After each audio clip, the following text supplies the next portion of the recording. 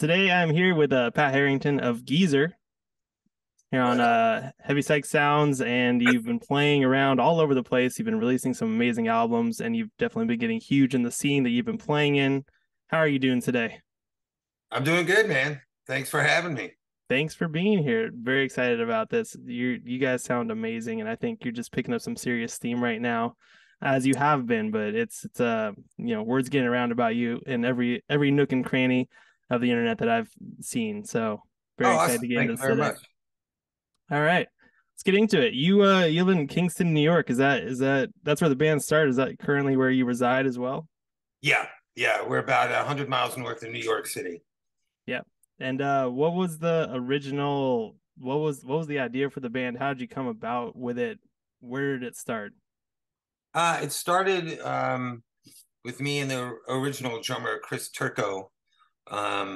I moved up to Kingston from New York City 13 years ago now.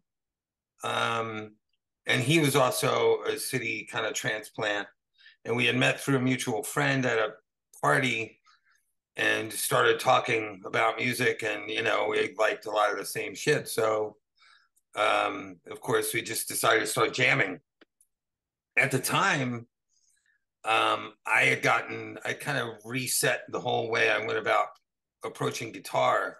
I've gotten really into I don't know for I gotten really into like pre-war slide blues, like obviously Robert Johnson, Muddy Waters, but Charlie Patton, Sunhouse, and Charlie Patton especially was like mind blowing to me. So I got my first like real acoustic nice guitar and learned how to play slide with all the open tunings and shit. And then it kind of occurred to me that like that music was evil. Like the stuff Charlie Patton was doing in the 20s and 30s was like mind blowing at the time. And so I felt that like blues itself had kind of gotten diluted a bit, especially in popular culture, I guess. So I wanted to try a blues band that was heavy. And so that's kind of how we started. Chris and I decided to play, and I just picked up my telly, which was in an open tuning with a slide. And he was just like, yeah, I was hoping you were going to do that. So that's kind of how the band started. We just kind of progressed from there. Cool. And I just noticed I think it's a Saint Vitus hat right there, if I'm Yeah. correct. Is that right? Hell Yeah. yeah. We'll talk about your show coming up on the 30th of this month. Yeah. But we'll get into that into a little bit. But what's your music evolution like? When was the first time you picked up a guitar or any instrument? When did you start playing music? I have a brother that's about 10 years older than me. And he first came, well, he's a stepbrother. And when he first came into my life, I was about 5 years old. And of course, being 10 years older, he was instantly cooler than everybody else I knew at that time. But he also introduced me to Led Zeppelin and the Doors and stuff like that, and Steve Martin, like the early 70s Steve Martin albums, and it just kind of opened my world up, and especially like Led Zeppelin and stuff. So like me, I was always attracted. Music always was a thing for me. Fast forward 5 or so years, and I was big enough or old enough or focused enough to start thinking about playing an instrument. And actually, now new wave was a thing at that point. And I actually first got a keyboard, a Casio keyboard, and I was just like, this isn't going to do it for me. And believe it or not, man, it was the Prince video for "Let's Go Crazy." The solo, I saw that video on MTV or whatever. The solo at the end of that song just blew my freaking mind. I'd already listened to rock music and stuff, but just this kind of reignited it for me. And when I saw what Prince was doing with a guitar, I was just like, holy cow, that is the best thing in the world. And so I got a guitar and started taking lessons right away. And once I started playing, it started with like Led Zeppelin, and then instantly went to like Ozzy Osbourne and Black Sabbath, and then that went to Iron Maiden, which then turned into Metallica, which then turned into Slayer, and blah blah blah, blah, and that was a really fast progression for me. So I was a metalhead growing up, and I think I've had a bunch of twists and turns along the way, but like that kind of vibe is always, no matter what I try and do, I always have the metal thing going on in my background. It's kind of like my bones. I mean, Black Sabbath is like oxygen to me. You know what I mean? I just don't. Of course, yeah. yeah, I just did like this kind of like everything's for me, honestly, like Jimmy Page and Tony Iommi as a guitar player. Prince may have been the catalyst, but those guys were the blueprint for me and what made me like really, especially Tony Iommi being left-handed, I'm left-handed. It was, you know, I heard a Black Sabbath song and it was the first time music scared me, I think, and it was beautiful. Yeah. Oh, okay. So what do you mean by that exactly? Like, what was it? What was your first like reaction? Because I remember having that as a kid too, where I was like, oh my god, this shit's scaring me. And then like I mean, later, you're like, I need that. I can't remember exactly which song it was, but like, you know, Sabbath was still an unknown, you know, when this is early 80s, right? So, you know, they were still the devil. You know, Ozzy Osbourne's solo career was just starting. He had just bit the head off of bat. You know, he wasn't the lovable, doddering fool that he is now. No disrespect. I love Ozzy to death. So he was still dangerous. And I remember my mother like freaking out because she saw that I had like a Black Sabbath album in my house. But I think, you know, I can't say this is the first song or even the first Black Sabbath album that I owned, but like you didn't know where these cats were coming from. And starting with the first album, like it sounds cliche now, but when you put that needle on and you're hearing that rain and that thunder and that shit comes in with that riff, like that was mind blowing. It really, it's out of context. It seems passe or whatever, but at the time when you're a kid back then, when it was still unknown what the hell was going on, you thought these guys were, you know, the devil incarnate, and it was amazing. Yeah, so that was like satanic panic was the thing back in the day. So was were your folks freaked out about that in general, or was that did they let you do the music in general? Like what It was was their thoughts support. on You know, that? my parents were split up. My father is very religious, but he wasn't in the house. He wasn't happy about it. But there was not. He knew there was nothing he could do about it. My mother was always supportive because I was playing all through high school. Like I was in a thrash band when I was in high school, you know, and my first gig I did when I was like 15. So I had a very supportive mother in that respect. But I don't know if it was the same. Well, all right. Well, I will give you this. So the Celtic Frost album, To Make a Theory On, it's got that H.R. Geiger painting of a demon holding the crucifix as a slingshot. My mother saw that and quickly set up an appointment for me at the school psychologist. And I went. And after a couple of sessions, you know, I'm just kind of sitting there and, you know, you get over your basic stuff. And then he's like, okay, I want your mom to come in next time. And I'm like, oh, no, what happened? So she comes in, she goes in for the next meeting, you know, she comes home from work that night. And I'm like, so what the hell happened? And she was basically like, yeah, the psychiatrist said, you're fine. And I need to go see my therapist. So that was the end of the satanic panic. But yeah, it was more, again, like I talked about Sabbath being the unknown. Back then these things still were unknown. Like you thought maybe Jimmy Page did make a deal with the devil, you know, like maybe Gene Simmons did really spit blood. Who the hell knows? You know, like my parents were squares in the truest sense of the word, so they had no freaking idea what was going on. So Yeah. it scared, it's all of it scared them. Yeah. Whoa. So you said you played your first show when you were 15, is that right? Yeah. What was the band name? Do you remember? 11th hour. It's not bad. It's not bad. Yeah. Ask a lot of people their first band names. I've heard some bad ones. Yeah, it wasn't bad. That's pretty good. We thought we were going to be a thing, man. But yeah, so I grew up on Long Island, and there was a club not too far from us called February's that had whatever night it was, but they had, you know, crappy little bands come in there, and kids, underage bands could play there. You know, I guess so. Must have they had a specific underage night. So yeah, my first show is playing at February's, and there was actually a video of it somewhere, so it was perfect. I got to learn a lifetime of lessons just from seeing that one video. But yeah, we started doing covers of like Slayer and Celtic Frost and DRI and that sort of stuff, and then recorded some shit, and you know, and then broke up as bands do. So it goes. Where'd you record? How'd you back in the day, even now it's kind of hard to actually get a full band recording. Where'd you record? Well, that's now. No. Back Then. Yeah. That's actually, I didn't realize this at the time, but not far from us on Long Island, in the other direction, same street of, essentially, is where February's was, but it was a place called Ultrasonic, something like that, or I could find, but whatever, ultrasonic, something like that, studios. And you go in there, and it was, again, this is 1987, maybe 1988. So old school, no digital, nothing. Like, and we did a demo. You know, we got a cassette. We walked out of there with nothing, cassette. But I found out after the fact that was actually a really well-known studio. I don't know if you're familiar with the band Cactus from the 70s. Cactus actually recorded their album there, their first album there, which became kind of an underground hit, and some other, you know, so it was actually a real studio. And it was, I don't know, maybe not even 10 miles from where I grew up, which was kind of weird. So, you know, shit like that happens sometimes. Yeah, you get lucky.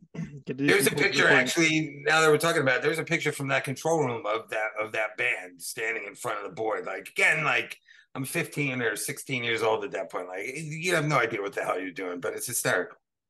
I had the leather jacket, I had the mullet, so I was good to go. Yeah, which is the mullets are coming back into style right now. So yeah, that's a good look. That's a good look for now as well. All right, so you had a big affinity for ZZ Top as well, though, right? Would you say kind of the first albums that you guys have done together were ZZ Top inspired, or what was your kind of feeling towards them? You know, I mean, I absolutely love ZZ Top, but if I'm being honest, that kind of, like, my true appreciation for ZZ Top came later in life. You know, I grew up, again, in the 80s, you know, it was all about that stuff. And of course, as a kid, you know, She's Got Legs and all those, what's the name of that record? With the car, whichever one that is. Eliminator. Thank you very much. Yeah, that stuff. So that was cool. But then when I got into Slayer, you're like, wow, it's kind of like cheesy, you know? So it wasn't until after the fact. And then I started to hear, you know, and then the radio, you hear in the 70s ZZ Top, and you dig deeper. And now I think I have like 6 albums on vinyl, and I listen to them on a regular basis. The thing about ZZ Top that I think is one of the things is, you know, they're a 3-piece, right? So I love the idea of a power trio, but they're also kind of their own thing. Like, it's all come out now with the documentary that came out a few years ago, but like, they're a blues band, but they're not, you know what I mean? And they made it their own thing. And no matter what, they're cool as fuck. And they always were, you know? So it's hard not to love ZZ Top. And as far as, did we emulate them? Yeah, I mean, I think to a degree, for sure. If there was somebody that I, you know, especially playing the slide stuff, I mean, there's few that do it better than Billy Gibbons. And I might add, he also is very simple in how he does it. So, like, he's a great reminder of, like, you don't have to be throwing your shit all over the place. Like, just hang out and do your thing and just do it well. And he's brilliant at that.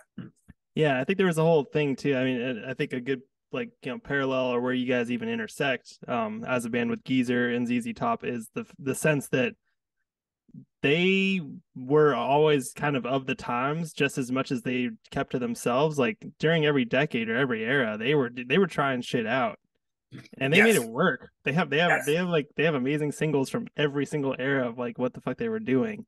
So absolutely, I agree. Yeah. What do you have to say about that in general? Because, like, you know, a lot of people, I mean, even sometimes in the genre of, like, where you guys play with, and a lot of bands you guys plays with, like, you guys are, like, on top of your shit, and it's sounding, you bring such an old school vibe, but it's definitely there and forefront as far as, like, you know, new sounds and keeping up with, like, just kind of the state of what music should, you know, sound like, or on top of trends, but still sounding like yourself. What do you have to say about that? What do you think about people who are just, like, totally purist and trying to harken back to something, or moving forward constantly? Like, how do you define that line in between? Well, I think I can only speak for myself. I get bored easy. Like, you know, I feel, yeah, okay. So back to being a metalhead, you know, at some point I soured on that because it was a very small box, right? And so, and then I went into another box. And then when I started to actually figure out, like, okay, I'm going to move to New York City and I'm going to be in a band and I'm going to do this, like, well, then I have to figure out who the hell I am. And early on, I thought to myself, like I don't want to just be one thing and one thing only. Like if I want to, let's have, this is music. I didn't want to be in music to follow more rules, right?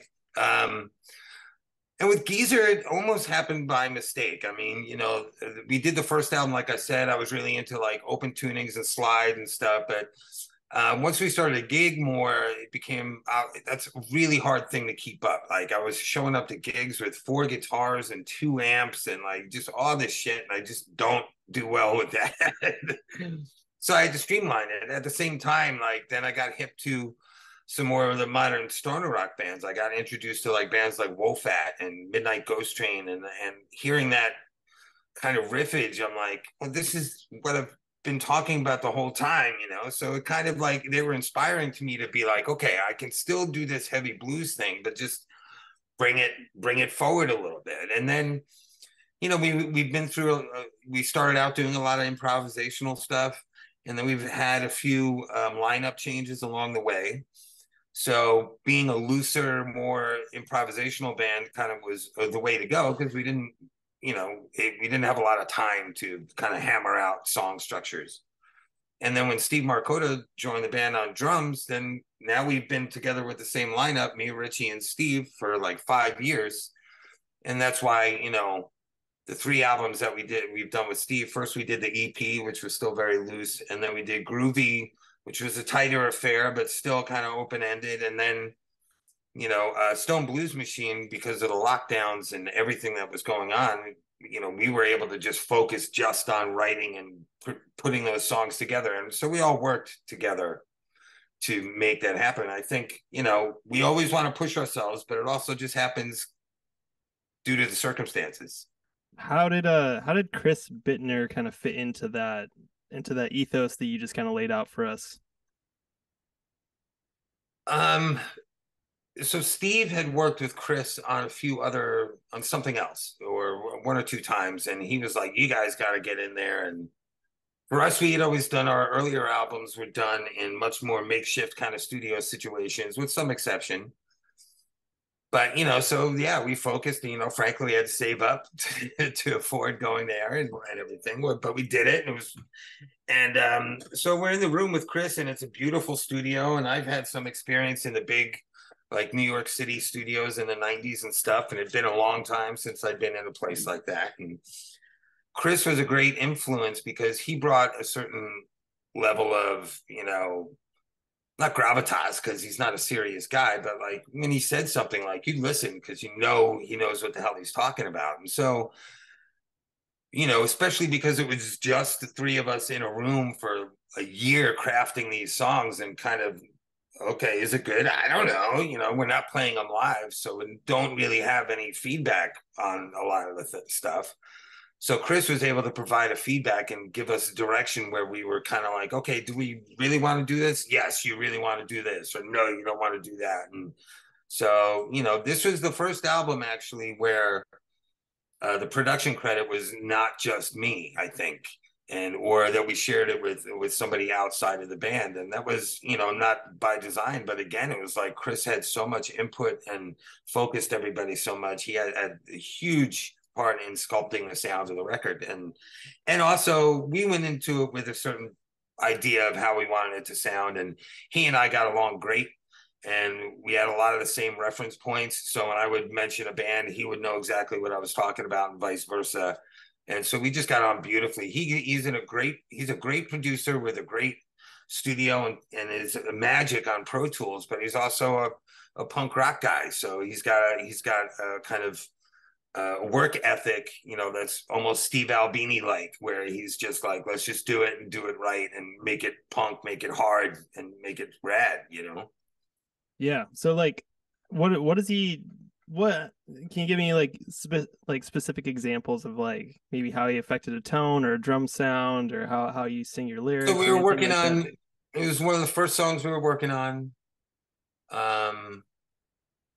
And we were just getting used to the studio and stuff. And I personally don't like to work with a click, but sometimes Steve, our drummer, does. So sometimes he does. And so he was kind of going back and forth with, should I use a click on this song or not?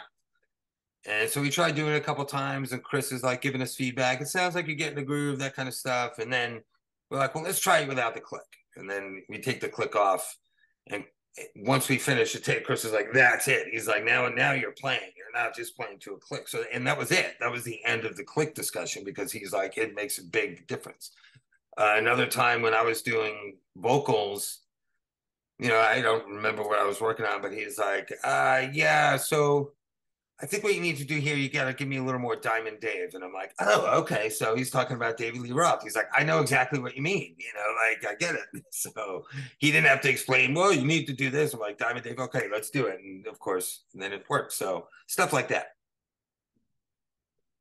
When did you know that you wanted to do music? Did you like? I know you started, 15 years old. That's about when I started playing drums, and well, I started when I was like 12, but I knew I wanted to be on stage. When was like the idea that you were gonna get into this? Maybe that this was something that you would want to do in the future and like keep on doing. I don't know. I mean, I don't know if I ever thought about it that way. I just thought, bands were fucking cool. Like, again, I grew up in kind of a world that was a box. And I said this to my son recently, because he's asking me similar questions about why music and all that. And, what I told him was music was the first thing that showed me there was a world outside what I could see in front of me. There were possibilities that I was not even aware of yet. And so music became a window, something to aspire to, a bigger world that I could get out of the situation that I was in. Not that I was in a terrible situation, it just wasn't for me. And so, yeah, I mean, that kind of thing happened early. And then when I start playing, then it was kind of working, and then, the first time I jammed with a guy and he's like, you're pretty good. And I'm like, oh, great. So I just followed the wave, man. And it was never like, well, I guess, then I went away to college and didn't play music at all. Right. But then when I came home a month before I graduated college, I broke one of my wrists. And I remember being in the hospital and they're about to set my wrist. And I'm like, listen, I'm a guitar player. Just do what you can to make sure that I'm going to be, cool. And it was one of those things, not to over, play it, but literally I was like, I didn't know if I was going to be able to play guitar again. I didn't know what the hell was going to happen. So the second I got that cast off, I started playing again, and I kind of had to not start from scratch, but I had atrophy in my hand and everything. And it was during that period where I was like, oh, this is, I didn't realize until that point that I had been lost. And now once that happened, and then from that point on, that was it. There was no, like, for me, again, I grew up on Long Island, like, I was going to do whatever I could to get into New York City, because it wasn't good enough to play on a band on Long Island. I had to go to New York City. I had to be in a band in New York City. I had to do that. And I figured out a way to make it happen. That's great. That was a great fucking answer. On a lighter note, maybe not having a deep delve up any really deep personal thoughts right now. What's the story with Logan's Run? That song was with such an amazing riff. The riff. Yeah, the riff. What's the story with that song though? What's it named after? So that one, okay, so again, a lot of the riffs that are on this album, the Stone Blues Machine, came from March 2020 to June, like that initial 3-month lockdown that we went through. Because I obviously had a lot of time on my hands.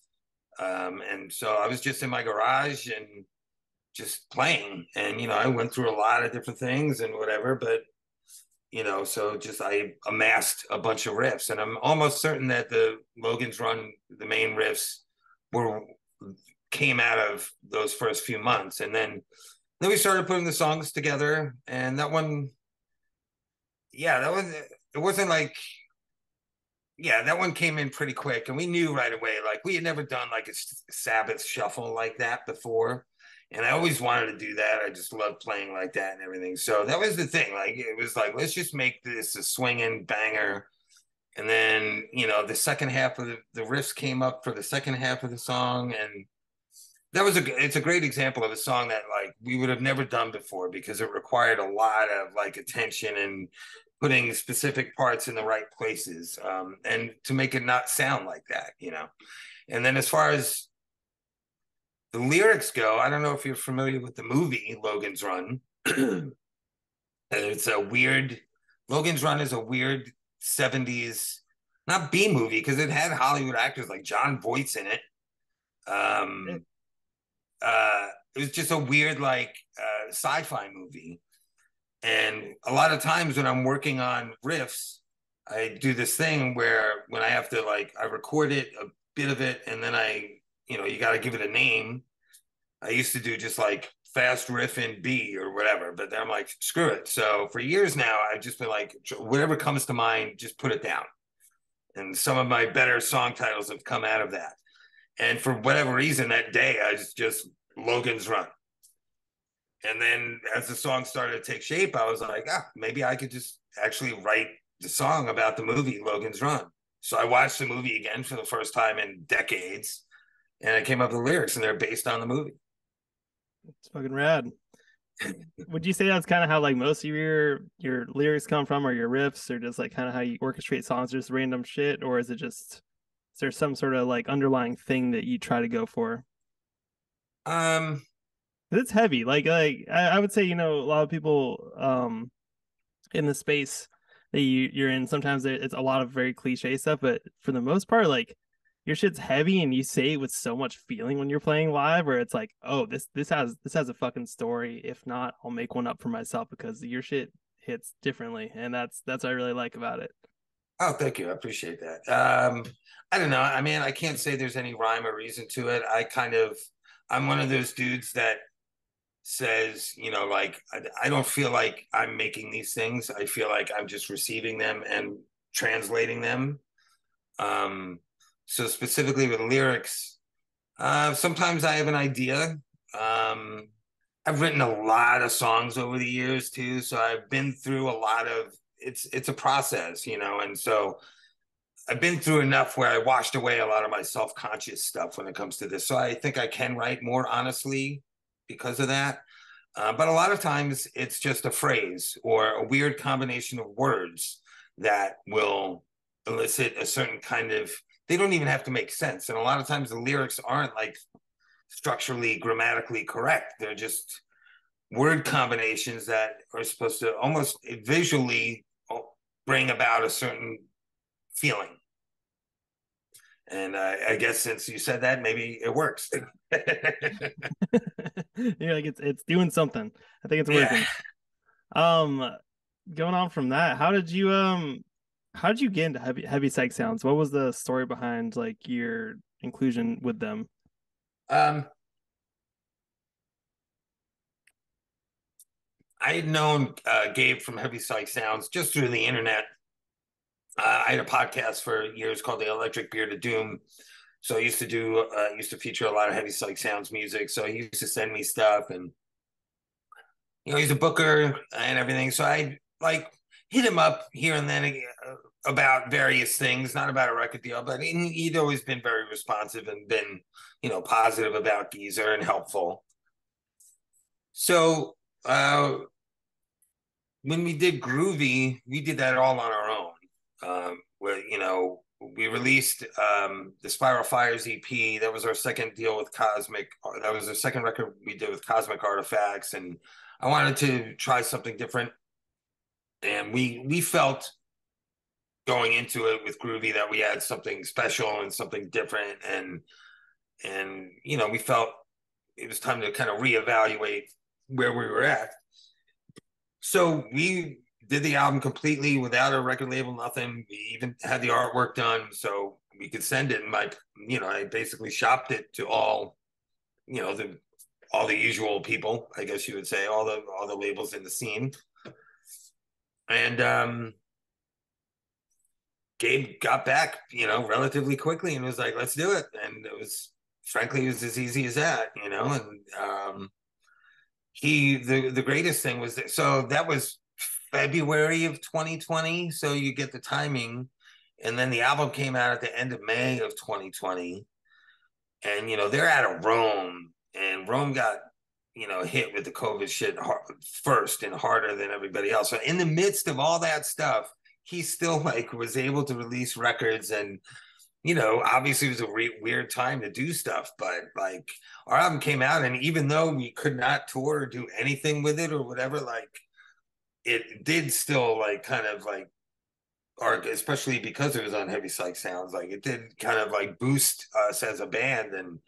And it wasn't until this latest album that we're able to really kind of do what we wanted to do for the last 3 years, and it's been working out great. I think the thing with Gabe, more than anything, I want, like, obviously I'm a big fan of the label. Like I literally, like, I buy all the records because I love virtually all the bands on the label. I just love the vibe of the label, the way he goes for it, the things that he does, the Black Rainbows, Gabe himself. I mean, and everybody who works for him, it's just been an amazing experience. And what I was going to say is, like, I always wanted to feel like a priority when you're dealing with a label. And Gabe made us feel like that right off the bat. And so it's been amazing. Fuck yeah. That's great to hear. I mean, Heavy Psych Sounds, they're doing it. What's it like to be part of the scene that's like kind of growing around them? Because I feel like everybody kind of in the heavy rock, heavy metal scene, it's such like a loving family of everybody. Just really, like, even if they have the option to like get into shows for free, they're like, no, I'm gonna pay for my friend's show. No, I'm gonna buy my friend's record. No, I'm gonna like support people the way I can. Yeah. What's it been like to play shows with them, or be on their fests? Like, what's it like with them? It's been great. So the first experience was last summer. We went to Europe and we played 2 Heavy Psych Sounds Fests in Europe, one in Switzerland and one in Austria, and they were both just absolutely amazing. And again, credit to Gabe for what he does. So the way he set it up was the Heavy Psych Fests always have 2 stages, a bigger stage and a smaller stage, and all the bands who played the smaller stage at the one fest one day played the bigger stage the next day. You know what I mean? So everybody gets a chance. Everybody gets to feel it. And that's the vibe that I think you're kind of talking about. I mean, he makes everybody feel special. And then, we just did the Heavy Psych California stuff in San Francisco and Joshua Tree. And again, like, we had never been to the West Coast, and then we get out to San Francisco and we get to play this amazing place with Windhand, like among other bands. And it's packed, and the promoter's amazing. We get, like, for a band that's never been to San Francisco to be able to play in front of that many people, like, it's amazing. And then Joshua Tree was absolutely, again, not to overstate things, but you're there at ground zero with the people who made it happen, and you can feel it and you can see it, and you're talking to the guys who created this whole kind of vibe. And again, it was just an amazing experience, and you get to play outside in the desert. Like, it's all corny and it's all bullshit, but whatever. It was awesome. No. Let's talk about it, because I grew up in San Diego. I used to take my Jeep out to Joshua Tree whenever I could with my buddies on the weekends. We're all in bands and stuff like that.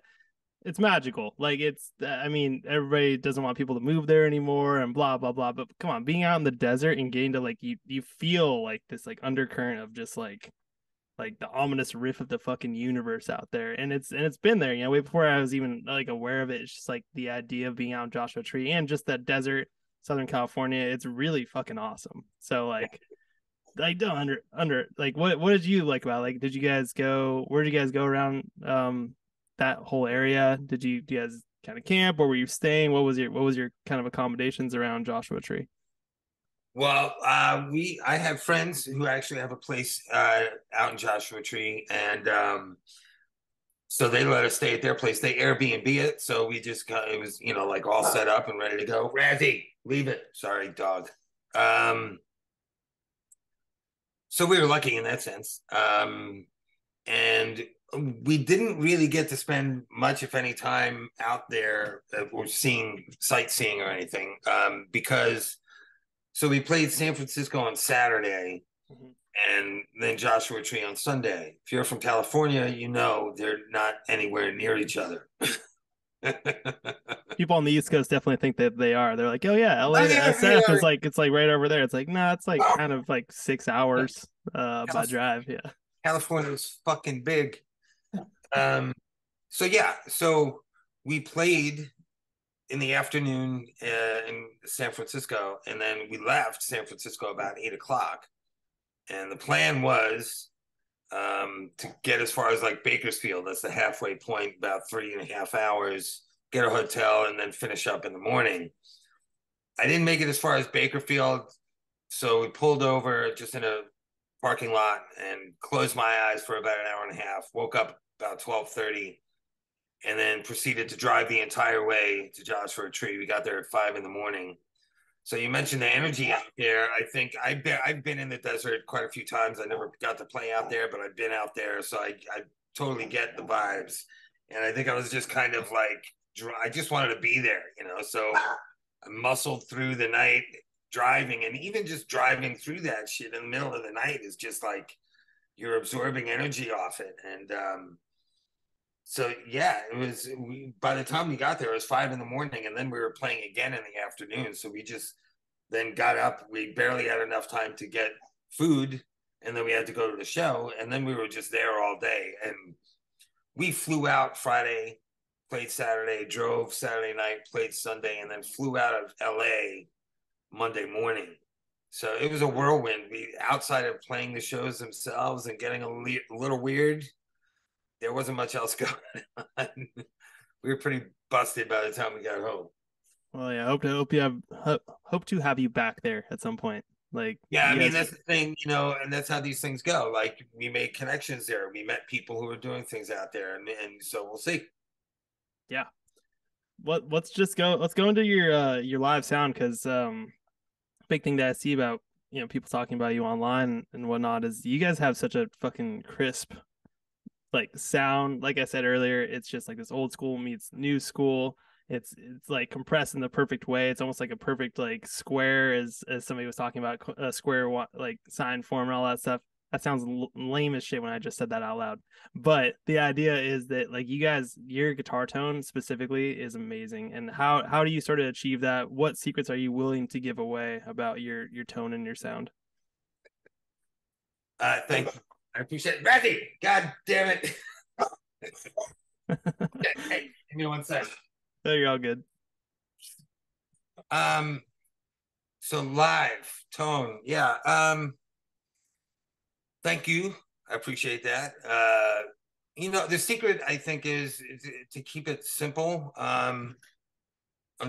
You know, I've kind of GEEZER itself, honestly, has been an exploration for me, not just musically, but with gear and tone as well. You know, it always changes.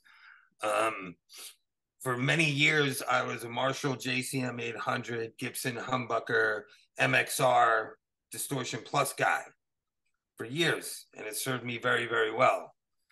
And then for whatever reason, when GEEZER was starting up, I was starting over in a lot of ways, and I did tonally as well. And I started to mess around, and then someone threw an orange amp in front of me for the first time, and there was something there that I gravitated towards right away. And then I went from playing, then I got a guitar with my first guitar with P90s in it.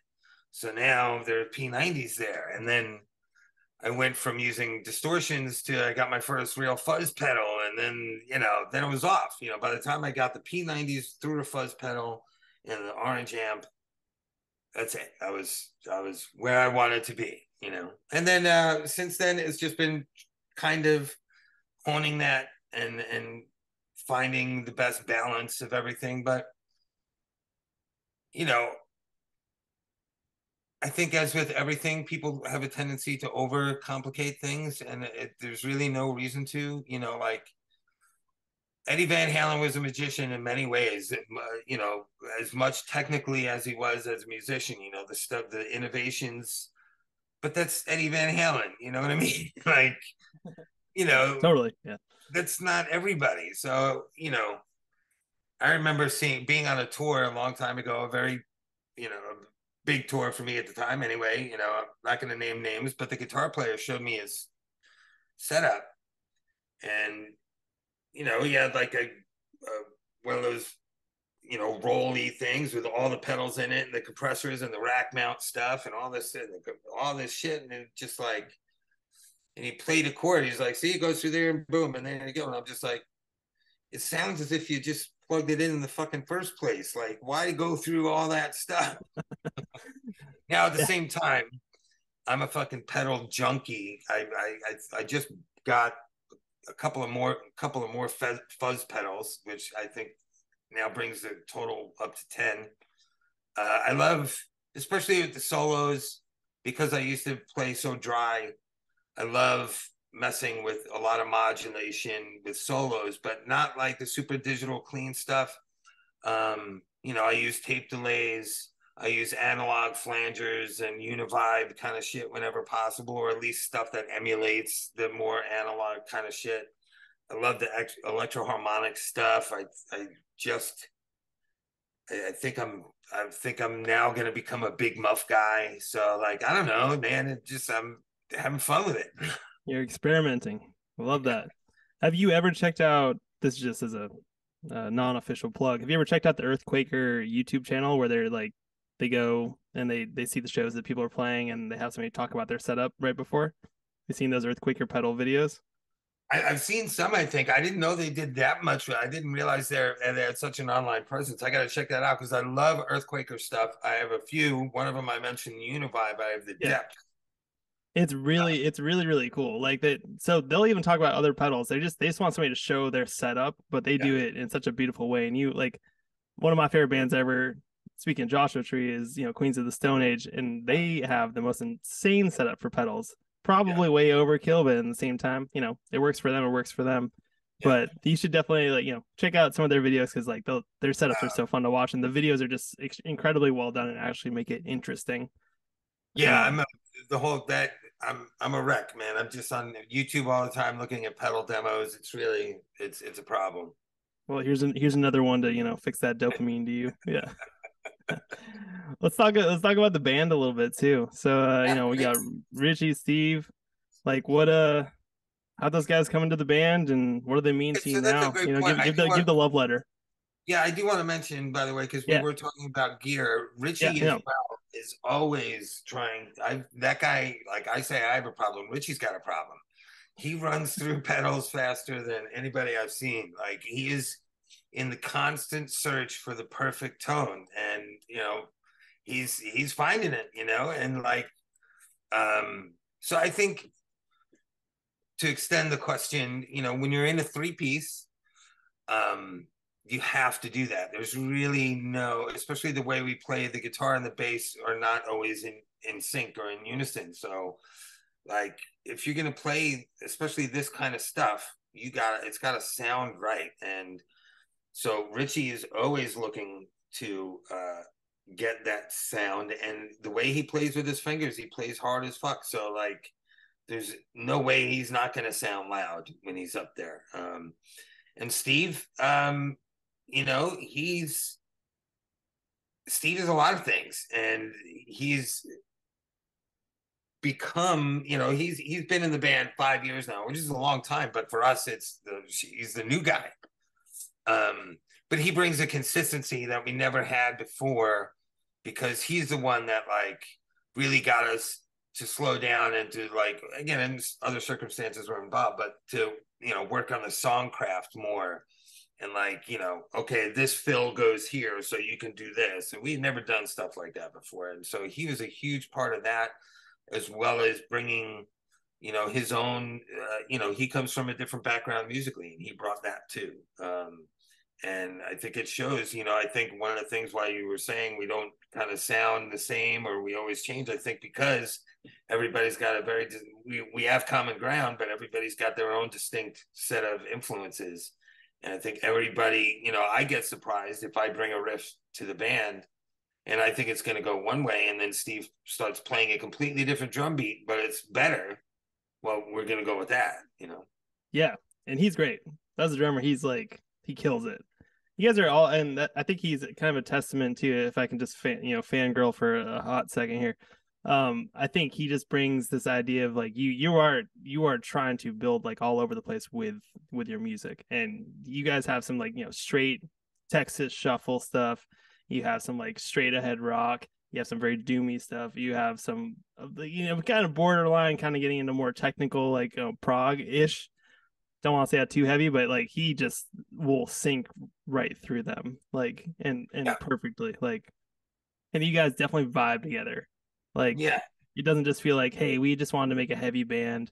Here you are. It's like, no, you guys are like thinking about it. I Yeah. love that about you, and Well, that's well, thank you. And I think again, like everybody's kind of like a student of music, in their own way. Steve is very much that way too. So like, he knows more about music history than I think I do. And then like I'm watching fuzz pedal demos, he's watching like recording technique, videos and so that's kind of where his head is at these days. And he brings that perspective to what we're doing. And yeah, I mean, everybody, we have a great time doing what we're doing, but we all take it, what we do, we all take it very seriously as far as like, we want it to be good. I mean, it's more fun when it's good. yeah, and that it's a testament to your guys' live show, which we're gonna plug it a couple more times, but you guys are playing a show with Bongzilla the 30th this month at Saint Vitus. How many times have you played Saint Vitus? Have you played? You played there, obviously. A lot. Yeah. How many times do you think? I don't know, honestly. We're very lucky. We'll say 700. Yeah, So that might be high, but not that far off. But we've kind of like settled into a position where we get to play with a lot of great bands at St. Vitus. We have played with a lot of great bands, and thankfully we still get to do that. And we're happy to be those guys, to be honest with you. We've gotten open for Earthless there. We opened for Nebula, Sasquatch, UFO Mammoth. I'm definitely forgetting some, but I mean that's just a good example right there. And I yeah, go ahead. good. No, you good. I personally, I love Bongzilla. I fucking love it. Like Hell yeah, I like no they're kidding. sick. I like when my wife leaves the house, I put it more often than not. I put Bongzilla vinyl on because I can't listen to it when she's around. But when she's not around, man, and I have like, I think everything that's on vinyl I have. I just fucking love those guys, man. I can't explain it because honestly, it's not really. Initially, I'm like, this isn't really my thing. But then, Yeah, like riffs just seep into your fucking head, and they don't get out.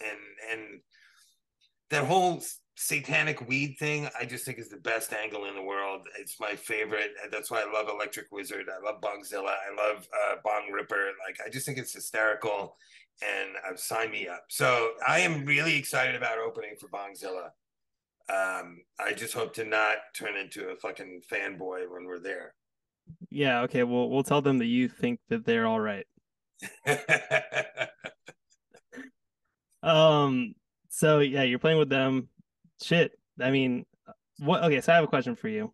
And we'll put this on the down low. What do you know about the owners of this place? I don't know because I just moved to New York City. And it's such a rad spot. They have the coolest bands ever there. They have the biggest bands in the world, in the hard rock, heavy metal scene, metal in general. They have, what the hell are they like? Have you had any correspondence with them? Like what is their vibe? Like why do they have the coolest fucking heavy metal club this in the world? So one of the owners, George, he's the one that I know. And I mean, he's the one that kind of like first reached out to us and was like, hey, do you want to do this show? And he's been that way for us ever since, and he's amazing. And you meet him in person and he's the most chill dude. And I don't even know that they're like super metalheads, but they just get it. You know what I mean? They're just that rare breed of people who understand what is cool and what makes sense. And look, I mean, if you've ever been to St. Vitus, like there are upside down crosses everywhere, and there, like it's all kinds of shit going on, but it's not done in like a weird kind of like that, like it's not intimidating, or at least not to me anyway. But not that that would be, but they just get it, and I think bands that come to I love New York City. It was my home. It's the epicenter of my world for so long. But playing in New York City is a fucking drag. It really, really is. As someone who's played there hundreds and hundreds of times, it's almost always a pain in the balls, and you always feel like someone's there to one up you. Or I don't know. It can be very uninviting. And I think when you play Saint Vitus, it's inviting for bands, and they feel special. And just for example, the size of the bar, it's not a very huge place, but before any of this shit, they put in one of the greatest sound systems in the fucking city. It's so good. It is Yeah, so good. so you're a band, right? Like, and you're playing in city shows, you're used to just going up there and you get some stuff out of the PA, but if you can hear yourself sing, you're lucky. You go to play St. Vitus and you go to sound check, and first thing the drummer starts hitting the kick, and you hear it pound through the entire room. And for a lot of people, that's the first time they get to experience something like that, in a bar that size. And that just changes your energy completely. And then you put your guitar up, and it's coming back to you through the PA, and it sounds fucking huge. And as a musician, that right there, like when you go on stage, you're gonna fucking kill it. And bigger bands, even though they're used to that kind of vibe, they get it. Like, I mean, the proof is there. It's up. Dave Grohl, Sleep, like the list is. All Them Witches just did their 3 shows there. Yeah, we just saw one of them. It was sick. Yeah. Anyway, yeah, there it is, one of the sickest venues ever. Yeah, thanks for kind of shedding some light on those guys, because like, yeah, as a transplant for New York City living, it's they do it so well. They don't. There's no sign on the door. Yep. It is literally just one light up there, and you just gotta know where to go. And you just figure it out. You just find all the people with leather jackets smoking cigarettes. But again, I think a good point is like, it's not. A lot of metal clubs, a lot of places like that can feel intimidating to people. They can feel like, the vibes sometimes, especially metal shows, you get boneheads in there and things can get weird really fast. I've never felt any weird energy at a show at St. Vitus. No. Been a super heavy shows there, but everybody is always, the people who work there are fucking cool. The people who go there get it, like it's a cool vibe across the board. Hell yeah. It's kind of going on from there, really appreciate your time in general. Like, this is it's been really fun, but I have a couple last questions for you. What bands are out there right now that everybody should see live if they can, that are kind of playing? Oof. That's always a tough question. I am, unfortunately, I don't get to go to as many shows as I wish, because I'm usually just playing them. Have you played with that you think everybody should see? Well, I mean, a lot of them. Hippie Death Cult. Hippie Death Cult? Okay. Hippie Death Cult. We just played with them out in California, the Heavy Psych shows. We played with them before. They're always, we played with them at Saint Vitus I guess it was last year. Yeah, it was obviously last year. They were touring with Sasquatch, another amazing live band. And they're now doing their lineup with the singer from the last album isn't in the band anymore. So it was kind of like real interesting, like now their bass player's singing. And I remember they played their song Circle of Days, which is the title track off of their last album. And it was literally just I found myself frozen in the room.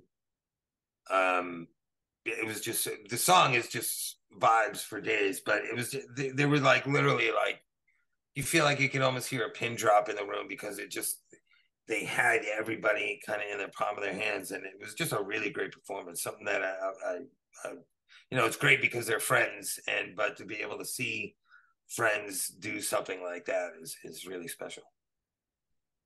There you go. It's beautiful.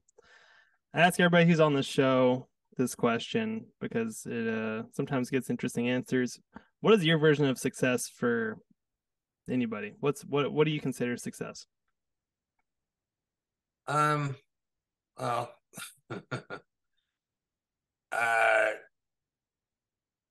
for me, I'm older. And I've Hence had to, the name of the band. Yeah. yeah, my idea of success has changed over the years for sure. So I think as someone who's been around a bit and seen quite a few things, had a certain level of experiences. I think it sounds cliche, but just staying true to yourself. You know what I mean? Like, make your life choices based on the truth. Make your life choices based on your heart. Do what you think is right, and usually everything else will take care of itself. Like, I am not rich, I'm not famous, I'm not going to be either of those things. But I'm in a band making music with great dudes. We're making the kind of music that we want to make, that we're selling it all over the world. We're selling it in the hundreds and thousands, not the tens and hundreds of thousands, but that's fine. I got a family that I adore, and a cool job, and money is always going to be a problem, but that's that way for everybody in this world these days. So for me, success is just like the happiness you get by making the right choices in your life. Yeah. Just keep on doing what you want to do, and yeah, it kind of hard. It's kind of saying what you were just saying. Yeah, money's it's hard for everybody right now. It's you just do what you can. That's the whole thing. It's like, might as well try to figure out made it way to make a couple quick bucks Yeah. doing what you love. Yeah. And not for that reason, but just like, if you can take time out of your day to justify to actually get to play a tour, go record in a studio, go do anything like that, like, take that time. Like, I don't know. This is just me talking to the fans, talking to No, I agree. people you like. Look, and I agree 1000%. And as a dad, and now, like, I take away time from my family to do this stuff, and it's a constant question that you have to kind of revisit, because I'm not bringing home the bacon when I come home from doing these shows. But it's important because it helps me be a better father doing this stuff, because it helps me be myself. I don't have any sense of loss. I have nothing to resent my kids for, or any kind of stuff like that. And I think when you're true to yourself, you're better to the people around you. You know what I mean? Because you're happier in where you're at. And obviously that's pretty important. I would agree. What are your guys' plans for? We'll talk about touring in general in a second, but like, what are your guys' plans for the band? Like, kind of going forward? Are you just trying to book as many shows as you can, or like play another album? What's your jam? The last couple of years have been kind of a whirlwind, obviously, with the COVID thing, but we basically, like I said, we released Groovy, and then we went kind of right into writing again for what became Stone Blues Machine. And then we did the European tour last year. And then, Desert Fest in New York City, and Heavy Psych Sounds in California, a lot of regional kind of little side trips here and there. Now we're going to Canada in May. We're doing a 3-day run in Canada with Book of Worms from Richmond, Virginia. And we're hitting Toronto, Ottawa, and Quebec City, playing with some amazing Canadian bands like Low Orbit and Ox, the Death Wheelers, all Hempress. So the promoters are so great up there too. So we're doing that, and then we're going back to Vitus in May to play with Gozu and Bone Church. So a bunch of stuff like that. But now, because we just kind of released a bunch of albums and stuff, and we just did some recording, and we'll see what happens with that. You know, we kind of see what comes next. You know, I think because we've been in such a heavy writing and touring and recording mode and all that, we just kind of now enjoy what we're doing a little bit and see where the wave takes us. Hell yeah. There you go. Do you have anything to say out to the fans out there that are listening? If you're still listening, thanks for hanging around. I appreciate it. I always get amazed that people would actually want to listen to me babble, but so thanks. Yeah, I mean, look, we're just super grateful for everything and everybody.